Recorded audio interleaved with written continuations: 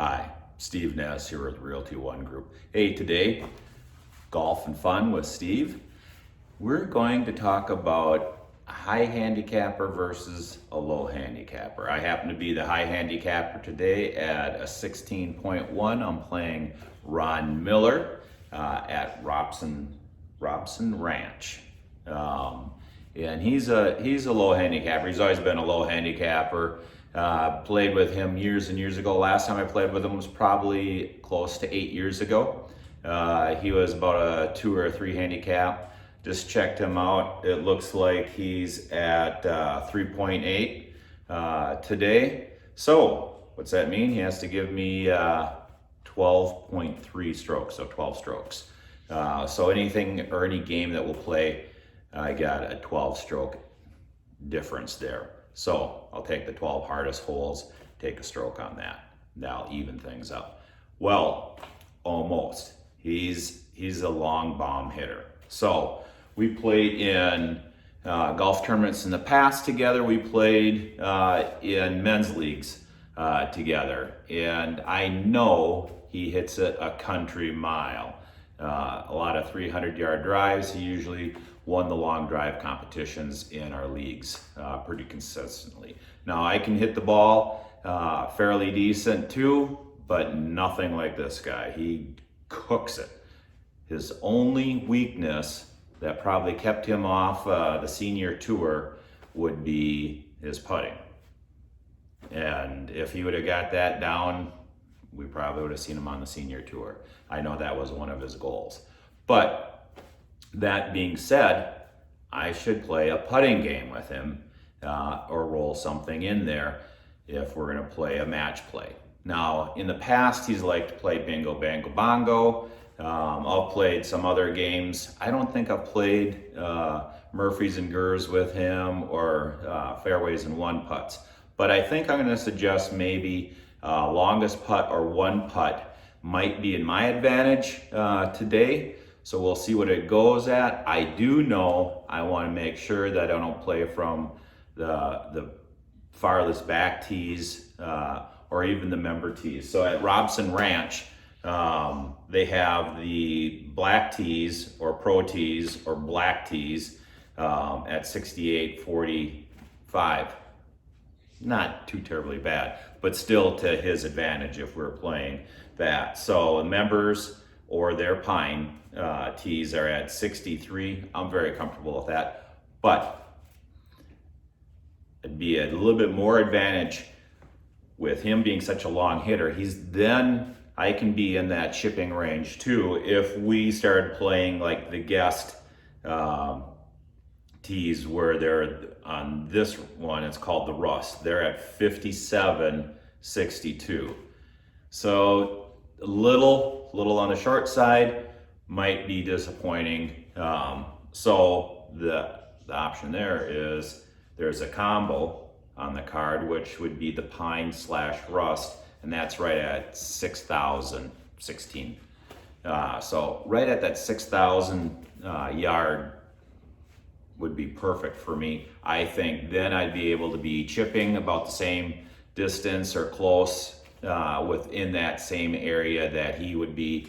We're going to be using our pitching wedges and short irons together versus me using a mid iron. He's using a pitching wedge.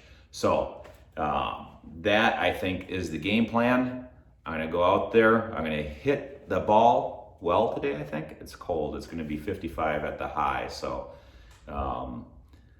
typically, I mean, he picked the coldest day of the year so far. But today, the ball I'm playing the Bridgestone B, the one that's 105 miles plus swing speed. I swing a little harder than most, so that ball seems to fit me well.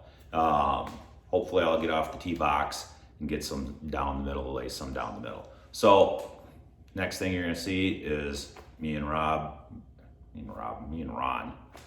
Can't even get his name right. Boy, this is gonna be quite a day if this is the way it's gonna go. But we're gonna get out on the tees. I'll see you later. Hey, What's that? Steve and Ron. Hey, hey everybody. This we played. This is Dobson or Robson. Or Robson. Robson Ranch. Robson Ranch. Rob's Ranch. Steve took all my money. But he bought the beer. Yep, bought the beer. Cheers. Hey, show everybody your hair. There, a lot of hair. Now, how long you been growing that? 2 years, 2.5 years. 2.5 years? Yeah. It's pretty long, isn't it? Yeah. As long as it's ever been. Yeah, hippie weirdo freak. Hey, we had COVID. We couldn't go to the barber. Yeah. Oh, mine's getting long too in the back, so.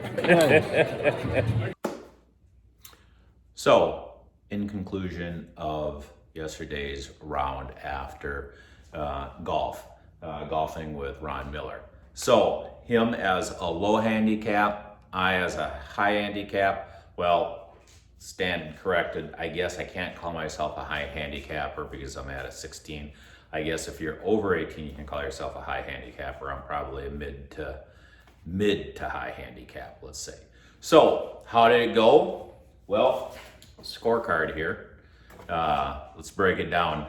Did get my souvenir dollar from Ron, had him sign it, so always a good thing. But what's the difference between, a handicapper like me that's in that 16 against a low handicapper? Kind of going through the card here. I'm gonna have to get my glasses to read this. So he thought he had a bad day. I thought I had a pretty decent day. So he ended up shooting an 80 at Robson Ranch and I shot an 88.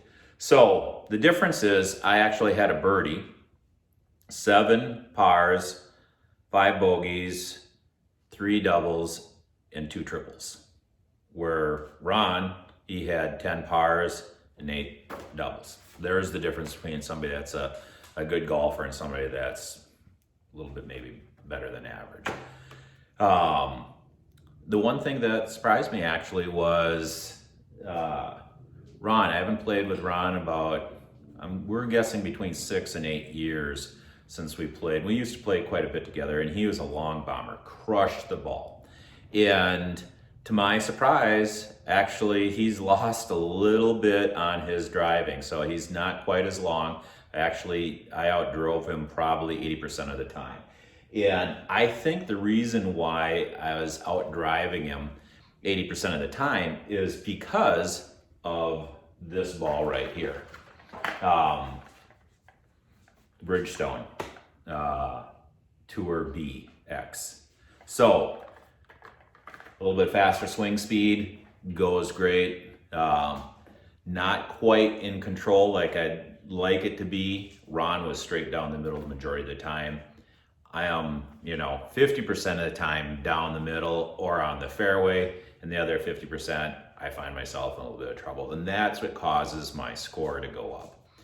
Once I'm on the green, Ron, low handicappers on that green, and he's about 10 yards from the pin pretty much every single time in regulation, where I'm not. I'm usually on the green on my third shot sometimes, and I'm still not always within, 10 yards of that pin or, a chance for a 1-putt. I'm usually in there doing a 2-putt every once in a while. I think I only had 2-3 putts, and on my round I had 3 lost balls, which, gives you those triples and those doubles. Where Ron, he actually did have a lost ball. He had a lost ball on hole number 9.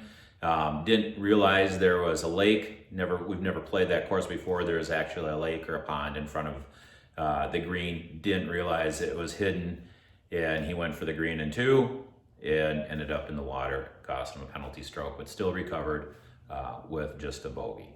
So that's the difference. And I'm gonna give you some more information on Robson Ranch. Robson Ranch at a later time.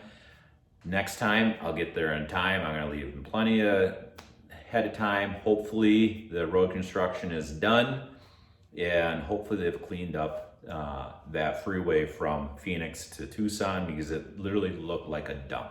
I mean, probably the dirtiest freeway I've ever seen in my entire life. It literally looked like it was a landfill between Phoenix and Eloy. It was, I've never seen anything that dirty before. So hopefully it was just the road construction and they kicked all the debris and everything into the center lanes, or what is it, between the two freeways, whatever you call it, whatever you tell me. But anyway, thanks for watching, and look for the next video, and I'll bring you some more information about Robson Ranch next. Thanks, and have an awesome day.